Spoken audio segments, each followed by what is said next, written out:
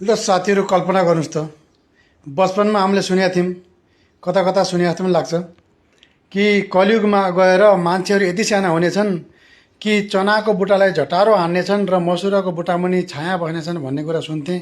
यदि कल्पना गर्नुहोस् यदि मान्छे यति साना भइदिए भने कस्तो गर्छन् होला। ल हेर्नुहोस् त यहाँ यसरी चाहिँ खाना पकाउने डोजरले मेसिनले सबै कुरो मेसिनले अब मान्छे नै यति साना छन् अनि गर्ने के कुखुरा लेग पिसलाई चाहिँ यसरी केरलले उठाउनु पर्ने हो सोध्नुहोस् यो अन्डालाई फुटाल्न पनि यसरी मेसिन लगाउनु पर्ने।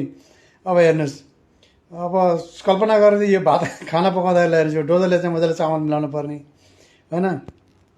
अब यसरी फ्राई गर्दाखेरि सबै कुरो मतलब हरेक काम चाहिँ मेसिनबाट हुनु हुन्छ। अनि यी सब कुरो यो डोजरले चाहिँ ल हेर्नुहोस् भात बिरयानी उठाउँदैछ डोजरले अन्डा उठाउँदैछ सलादको प्लेट हेर्नुहोस् मान्छेहरू चाहिँ यसरी चाहिँ गर्छ। यति सानो मान्छे भइदियो भने कस्तो होला चाहिँ एउटा कल्पना गर्नुहोस् त। हेरेरै अचम्म लाग्दो है।